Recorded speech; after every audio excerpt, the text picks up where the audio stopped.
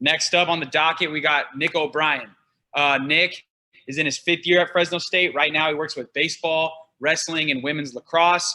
You'll get to see some of the non-traditional methods he implements to train these athletes, and maybe you guys could use that to add a little variability to your strength program. Here's Nick.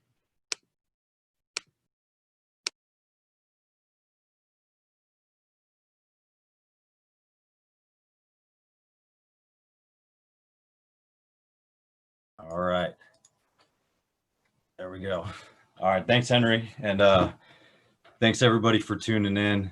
The response we've got from this clinic so far has been awesome. And I'm pretty stoked to be a part of it along with the rest of the staff. And I'm even more especially excited to be talking about something I'm pretty passionate about, which is strongman training. And then more specifically, how you guys can implement that into your program. And that's kind of the biggest question I want to answer today. Why is this the tool that you're kind of missing in your program? So we kind of touched on it. You can kind of see where I've come to get to Fresno State at this point. But the biggest thing for me is my strongman background. I've been training strength sports ever since I was done playing lacrosse at Salisbury and started interning there. And I've been a national level competitor in strongman and now Highland Games for almost 10 years now. So a lot of the training that I get from that and the benefit that I'm getting from my own personal training is some of the stuff that I like to implement within my teams, and it's carried over from place to place. And it's a big thing that I like to put in my program at the moment. So what we're going to kind of go over today is briefly touch on some of the history and background of strongman for people that aren't familiar with it. But really what I want to get into is why you should use it, some of the benefits along with it, some considerations when you're thinking about actually putting this into your program. And then the big thing, leave you guys with some examples that you can actually implement right away. I think that's the biggest thing. So some of the misconceptions, if you're unfamiliar with strongman, or if you've seen it for the first time, you're probably going to see these 3 guys, the current world's strongest man right here. And the misconception with that, or the preconceived notion you get, is you've got to be 6'9" and 400 plus to even like train strongman or be competitive in it. Probably to be competitive, yes, but I think strongman training is for everybody. You don't have to be just a male athlete. You don't have to be a modern day superhero. You don't have to be training for contact sports or anything like that. Strongman isn't full of injuries like that. Obviously, anybody at a high level is going to be pushing themselves to the maximum, and inherently that's not exactly healthy, but that's not the necessary thing that comes along with it. And strongman is definitely a skilled aspect. I mean, there are women pro strongman across the country. You don't have to be the largest. There's youth divisions, and all in all, we're not looking at training for strongman. We're trying to find ways to be adaptive and put strongman into our program. And at the end of the day, strongman's for everyone. And I think you can adapt it to any single program. So briefly, history. I mean, I love this stuff, so I could talk about this all day. So I'm going to really try not to ramble on.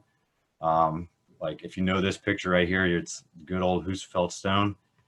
But strongman's been around forever, since the dawn of time. Strength sports have been there, and athletics have been a means for people to prepare for fighting. And it's grown over the course of time, from powerlifting, Olympic lifting, and there's been progressions from history, like way back to Viking ages. And then it's progressed kind of to circus performers and entertainment and stuff like that. But really what we're going to focus on is what present day looks like, because we're going to take some of those events and take some of those strategies and implement it into our program. And this kind of shows right here the progression from it. So if you are familiar with strongman, or if you've seen it before, chances are you've seen the professional level. You've seen the guys at the Arnold, the world's strongest men, and what they're doing is they're training for a sport. So what we're going to be looking at is all the way to the left of the spectrum, the novice, the beginner, but not even the competitor. We're looking at adding this into your program, because if you're training teams, they're not training them for strongman, the same as we're not training them for weightlifters or powerlifting. All right, we're using those tools to enhance them and make them better at their sport. So when we're looking at benefits of it, I think there's 4 main benefits that we look for, and kind of 2 sidebar ones that are not really quantifiable. And with that right here, the four main ones that I'm thinking and why I choose to add into the program based off my beliefs is one, three-dimensional movements.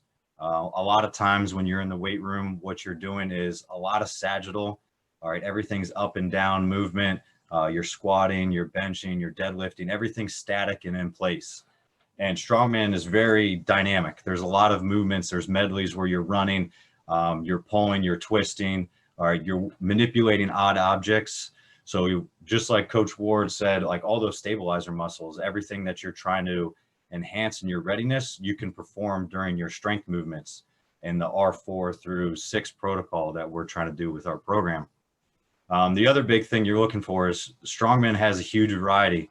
From the middle, that's just a small snapshot of what is actually involved in some of strongman events, and the possibilities are endless with it. Just a small snapshot, but most people have seen kind of the staples like the Atlas Stone, the yoke walk, or car deadlift, something similar like that. And then when we're thinking about training athletes, one big thing we want to do is try to break out of the monotony. Like at the bottom, we're looking at different novelty of sport. When can we apply a different stimulus and break away from the norm, whether it's just changing the scenario, coming outside, changing the movements a little bit, giving them a different technique. And then strongman's a great way to do that because you're using different implements. A lot of stuff is movement, so you might not have room inside your weight room. So it's great to get outside and do your conditioning with stuff. And then one of the big things with it is the fun aspect of it. And you kind of see from one of our last competitions this year with women's lacrosse, strongman is for everyone. Like you don't have to put on 500 plates here. You can make it fun and you can end up pulling your teammate here. And again, that breaks up the monotony and it keeps it interesting for everybody too. And then the two kind of ones you can't quantify, which I think are maybe most beneficial, but you can't really say is that competitiveness and that strongman strength, I like to say. So like it dates back to the roots of like wartime preparedness and peacetime readiness from like Viking culture, but sports and when athletes are competing, like there's an intensity and there's a competitiveness and a fire that's involved in it. And I think strongman is a great tool to be able to bring that out and have athletes compete. And especially for my team sport athletes, it gives them an opportunity to kind of train like my wrestlers in an individual setting. It's a different beast, but when you're inside your own head and you have to drive that power, but having your teammates behind you is huge. And the same with competitive sports like that. Like the biggest goal is can we match that intensity and that competitiveness in the weight room or in our training? Because if we can like keep that fire and harness it and make sure we're always producing it, then that's a great element that they can carry over. And it's just another competition when they actually go onto the field of play. So now kind of speaking on some of the considerations that you got to think of, you need to make sure that you're doing this prior to, during this, and all your implementation. But there are some considerations, just like any other strength conditioning tool or modality you're going to add to your program. And the first foremost is safety. That's the number one priority. As a strength coach, I don't have a job if I'm getting my athletes hurt in the weight room all the time. Safety's got to be the number one concern and that risk reward. And I love using this example. It's the Polish dominator, Mariusz Puchnowski here. I think this is another one of his world's strongest man wins, the only one with 5. But this is a big scale. And then you got on the right side, you've got everyone's strongman athlete, the only take one trip to get your groceries inside. So where on the scale does it fall when you're trying to implement this in your program and you're considering putting it in? All right, all our athletic performance training's got to fall somewhere in the middle. All right, it's not just a daily activity. It's got to be stressful, but we're also not carrying 300 plus in our hands. All right, where's the risk reward with that if we're training our athletes for a specific sport? And then the same goes with variety. All right, there's a lot of equipment. There's a lot of considerations with that stuff. It's not saying you have to go out and buy everything if you want to make sure that you can actually implement this in your program. There's some pieces that you probably already have in your weight room. But when I'm considering putting this into a program, One, I got to look at equipment. And if you're looking at anything, you want to start at the bottom tier here and make sure that most of your stuff is multi-purpose. Like, can you use it for different things? I mean, when I first started, I think my first farmer's carry was on 2 trap bars. So 2 sideways trap bars put up. You got to have some ingenuity, and you can do some DIY stuff. But the farther you work your way up this tier on the pyramid, the closer you kind of get to strongman specific stuff.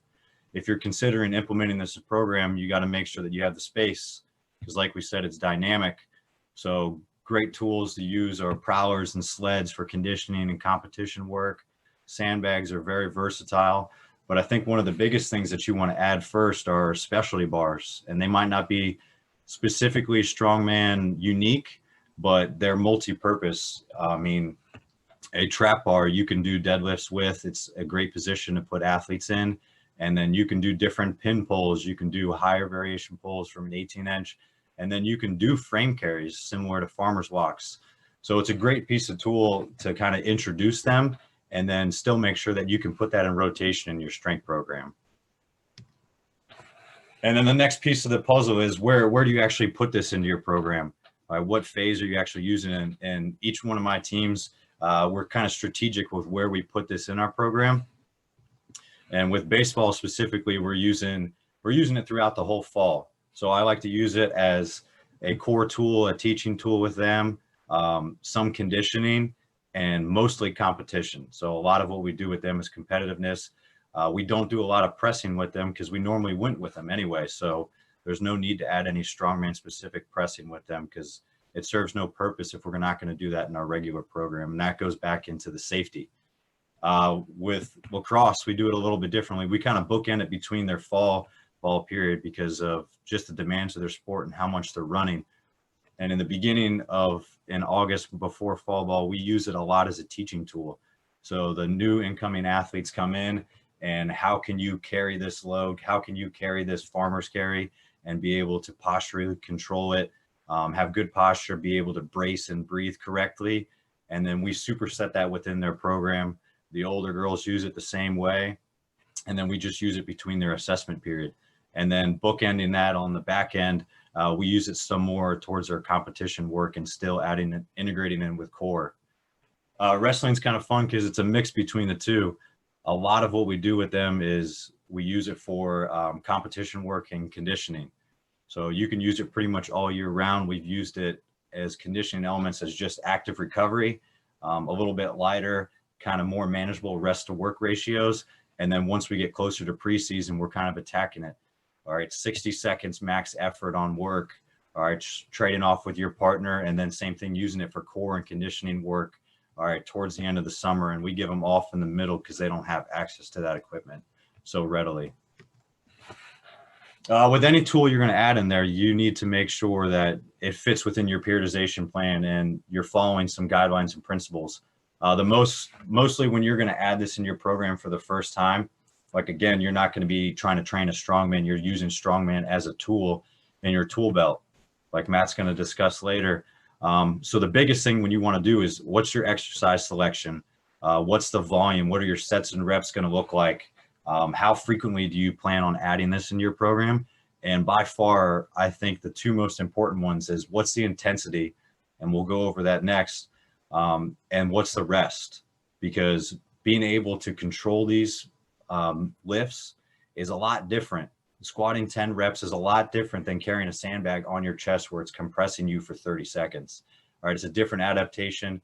All right, neurally, physiologically, everything is a lot more taxing. So you got to be very cognizant of how your rest periods are programmed in. And then I think these three are probably the most important ones outside of safety. All right, this purpose, same thing. We're not trying to train a sport with a sport. All right, if our chosen sport falls on the left side of the spectrum and strongman specific training falls on the right, all right, what we're doing in the weight room is supposed to be getting them closer to their sport, all right, their chosen sport. So if we're going to implement strongman elements into it, we need to make sure that we're not drifting too far away from it and just training them specifically for strongman. All right, I say every strength coach should be a GPP specialist. All right, everything you're doing is honestly just preparing them to be the best athlete possible so you can hand them off better to their coaches so that they can play their sport of choice. And I tell that to every single recruit that comes in here. Like I'm trying to make sure that I prepare you as best as possible so you can go on the field and perform your sport. You're not here to weightlift as much as I'd like to think so. At the end of the day, you want to play your sport. So I want to make sure you're healthy and ready to do that. And we just take bits and pieces of Strongman, add it into our strength conditioning program. And then the other big one here, hopefully this kind of works out. This context is huge. Right here, you're looking at some of the world records. You got a 602-pound stone. Eddie Hall pulls 500 kilos. And actually, Thor just pulled 501 a few weeks ago, so arguably the world record's down. But that's a topic I could debate for a while since it wasn't in competition. But you got to think about context when you're going to add this in. Are you really going to put a 900-pound car on your athletes? Probably not. I don't think anybody really has access to it. But what elements are you going to add into it? You have to understand that these guys are professionals, all right? You don't want to drift far away. And then same with the intensity. If you're a college athlete and you're looking at this, you can't just take half of this lift and then expect to add it in, all right? You're not going to put 1,500 pounds on your back. As a high school coach, you can't take half of what we're doing and then just think that, okay, well, half of the college level, they'll be prepared for it. All right, these guys are doing this for a profession, so you got to make sure that what you're doing within your training, along with that spectrum we talked about with the purpose, right, that you understand the context of it and understand that these guys are training pro, and all we're trying to do is get a specific adaptation out of this and then hopefully help them be a little bit more proficient athletically. And then the final thing is time. Like this kind of goes hand in hand with safety and the context. All right, you got a 900-pound car here. You got the Husafell stone, 409 pounds in Iceland. You got the Denny stones, over 700 pounds, and then different weights, all right, in Scotland. All right, obviously you're not going to put those on there, but all right, can we regress from that? Can we find a place where our athletes can train specifically some sort of strongman element without it being this? All right, yeah, great. But make sure that as a coach, first and foremost, you have to have done it. All right, just like most coaches get into the profession because they enjoy lifting, you have to at least have felt what it feels like to carry a sandbag, or how it feels like to do a yoke, or how it feels like to do a trap bar. There's plenty of regressions that you can get from all these strongman events. All right, but if you don't know what it feels like and you can't coach it to your athletes, you don't understand that coaching and that learning curve, then don't implement it in the program. Like, above all right, it's a great tool, but unless you can safely implement that in a program, then it serves no business in your program. So now kind of going over implementation, and this is the what and the how of everything. So when we're looking at implementation, I like to put stuff in the categories. Obviously, I have a long background with strongman training, so a lot of what I think is best in a team setting is predicated off what I feel comfortable coaching. But I think there's some things that are just completely not suited for it. Odd object pressing, like natural stones overhead, like it makes no sense to put a jagged rock over an athlete's head when they're not competing in a sport. Axle cleans that don't turn over. If you're not doing Olympic lifts, why would you add that in? And I mean, the easiest combination for that is car deadlift. Like, you're never going to do that. You're never going to pull at that angle. But I think that there's some give and take with the bottom, and you have to figure out what's best suited for you after you try it, after you have the access to the equipment and how it fits in your program. And tire flips are a great example. I've used them in the past with my baseball team because we did an Olympic lift, but currently we don't have access to great tires, and I don't feel super comfortable doing it in a one-person setting unless it's very controlled. But I'll do it in certain aspects of it. So you have to play around and understand that whatever's in this best suited category can always be shifted over to not suited, and you have to kind of make your own. And then in terms of how to implement this in your program, variety, like we talked about with athletes, you could be in a competition doing farmer's deadlift for an ISO hold as long as possible, and then the next time be doing it as reps, and then fastest time to complete in a certain distance, and then a medley format where you're running down and back. So there's plenty of different ways to put this in your program, and then different styles that you can actually do and format it in, whether it be a competition, a finisher, conditioning, or a main movement. It's endless. And then this is kind of the meat and potatoes of it. This is where you can kind of take some of these and implement into your program, obviously after you give it a try. But I wanted to leave you something with it. So some nitty gritty where you can actually go back and implement it with your teams immediately. So one of the first examples we talk about is core training, and simple. If you have got dumbbells, if you got a trap bar, if you have kettlebells, all right, then you can do a farmer's carry with your hands on the side. And simple 4-week progression. We're introducing it to in week 1, intensifying a little bit the next week, increasing the volume, and then deloading. And then we go for set distances. So supersetting it as a core exercise in between our lifts, or finishing it off at the end. And then we go like a down back format. So sets and reps 3x2, they're going down 20 yards, back 20 yards twice. And you can use it with honestly anything. You can use one arm kettlebell. You can use it as a front rack position. If you don't have access to stuff, you want to go outside, you can use partner carries as well. But it's a great tool to add into there. The next one, conditioning. So we got 4-week progression again. Our odd weeks, we're going just a base, and it's a full out sprint. And our even weeks, we're going change of direction, going high handles down, low handles back. And we're making sure that we're moving as fast as possible. But a prowler push is great to use within this, because you can work it in a team scenario.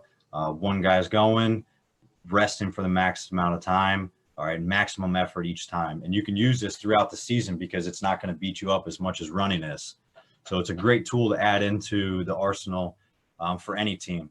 But the biggest thing, and I think one of the easiest things to add into the program, and arguably my favorite, is competition. And we do it in a few different styles and formats here.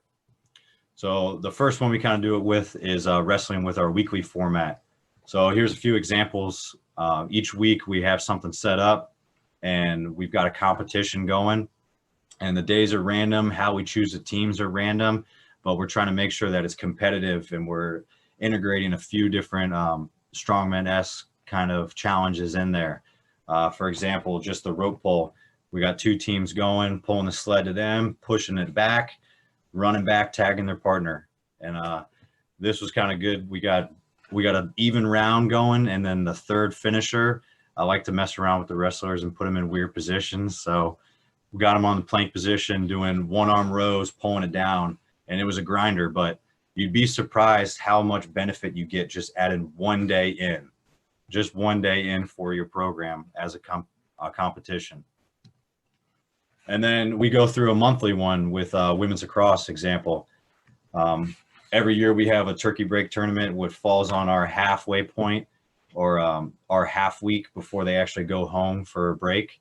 And we like to mix it up, put some competition involved in it, get them out of the weight room, kind of mix it up, and send them off in a good note. And every year we're doing something different. We make sure we pick different teams with it. But for them, we sporadically put them out throughout the course of the year. Sometimes it's a Halloween lift, depending on what day it falls on, or if we have the availability between exams for a pre-Christmas one. And the big one we're looking at is our yearly competition. And with baseball, we go through the Omaha Challenge, and it's a week-long event where we're picking 4 captains on 4 teams. We're drafting them. We're going through a whole draft process. We've got 5 days of events at different locations, and I'm sending cryptic tests to them and letting them know what's kind of on the plan for the day. But here's a little sample of kind of what we've done. And you can kind of see we're changing up where we're at. We're changing up what we're doing. We're in the weight room. We're on the turf. We're on the baseball field. We're doing wheelbarrows. We're doing med ball throws. All right, there's some strategy to it. But at the end of the day, we're just making sure that we're mixing it in. Like we said, this isn't strongman only training. So we're sprinkling it in within our training. You'll see there's parts of it in there because, again, it's a tool. It's not the end all be all when we do it, but this is a big thing that we love doing with the team. Coach Bachel's allowed me the opportunity to work with these guys and implement it in the program. And it's something that all the pro guys come back and talk about constantly. Who won, who can't win, who can't seem to win ever, who did the worst on an event. And it's a great way to get all the guys together and kind of culminate the end of our season and get ready for the spring. So you can kind of see a little bit from the previous year what we did, and we like to showcase them. We take some pre-post photos. We give awards at the end. It's a great time for all the guys to keep that competitiveness burning and send them off into the next semester. And Strongman involved in that has been a huge part of it. So kind of coming to the end of it, the final thoughts, like I said in the beginning, like why Strongman? Like, I think it's those 6 things we talked about, the 3-dimensional training, the novelty of it, all right, the variety you get, the fun, that competitiveness, that strongman strength. Those are the big things that there's no reason why you shouldn't be putting this in your program. And I'd argue why you're not. At the end of the day, like as strength coaches and professionals, we're trying to make sure we're mitigating the risk of injury with our athletes. We're improving their athletic performance, and we're developing mental and physical toughness. And Strongman checks all those boxes, because for us at the end of the day, we want to make sure that the weight room translates over and puts our athletes in the best position so that they can be dominant and compete on the diamond, on the mat, on the field, or wherever your athletes feel the choice is. Because if we prepare them the best as possible and they're able to compete at the highest, then we can compete for and win championships, which is the ultimate goal. So with that, I want to thank everybody for coming on in attendance. I'm sorry, I can ramble on like this forever, and this is one of my favorite topics of all time. So if you've got any other questions, feel free to reach out to me. I'll also be presenting on this and a little bit more at our California Wrestling Coaches Clinic in October. But if you've got other questions, all my information's up here. Feel free to reach out, and I'd love to see how you guys start implementing this into your program. Feel free to let me know. But thank you all again, and good luck with everything. All right. Awesome job, Nick. Thank you so much. You know, when you hear the word strongman, I think it kind of turns a lot of people off. But Nick, you did an awesome job of breaking down some of those misconceptions. And you come to realize that this type of training could really be utilized by any type of athlete. And I know I could tell you guys from a firsthand experience by working with Nick that the athletes love doing this type of stuff. So thank you. Thanks again, Nick. Awesome job. You guys saw there briefly Nick's contact info, but if you want to get more information on him, if you want to connect with him, consider finding him on Instagram using the handle @_in_OB. All right. Go ahead, consider reaching out to him.